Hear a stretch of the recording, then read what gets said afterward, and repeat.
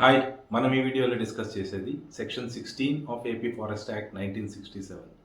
Section 16 extinction of rights not claimed. Extinction of rights not claimed అంటే claim చేయని rights ఏవైతే ఉంటాయో అవి కోల్పోవడము.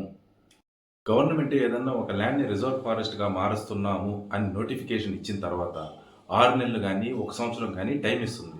ఈ టైంలో సో అండ్ సో ల్యాండ్ మేము ఏదైతే రిజర్వ్ ఫారెస్ట్గా మారుద్దామని ప్రపోజల్ పెట్టామో ఈ ల్యాండ్కి సంబంధించి మీకు ఏదన్నా రైట్స్ ఉంటే క్లెయిమ్ చేసుకోండి అని టైం ఇస్తుంది.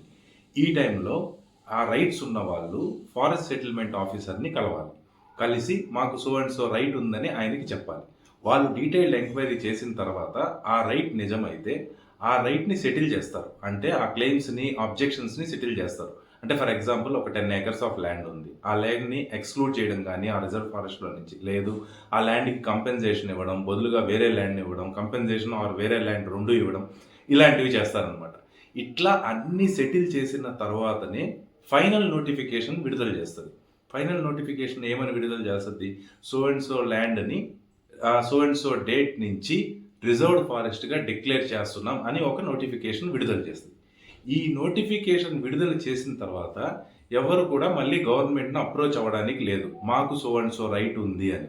ఒకవేళ లాస్ట్ ఛాన్స్గా ఏం చేస్తుందంటే ఫారెస్ట్ సెటిల్మెంట్ ఆఫీసర్ దగ్గరికి వెళ్ళి ఒక బలమైన కారణం చెప్పి ఎందువల్ల వాళ్ళు ఇచ్చిన సమయానికి రాలేకపోయారు, ఎందువల్ల వాళ్ళు ఆ డ్యూరేషన్లో వచ్చి మాకు రైట్ క్లెయిమ్ చేయలేదు అని కానీ ఎక్స్ప్లెయిన్ చేయగలిగితే అప్పుడు వాళ్ళకి ఆ రైట్ని forest settlement officer genuine right అని ఫీల్ అయ్యి దాన్ని కన్సిడర్ చేసే అవకాశం ఉందన్నమాట. ప్రూవ్ చేసుకోలేని పక్షాన వాళ్ళ రైట్ పోయినట్టే, వాళ్ళ రైట్ వాళ్ళు కోల్పోయినట్టే. Think that's all about this section. Thank you.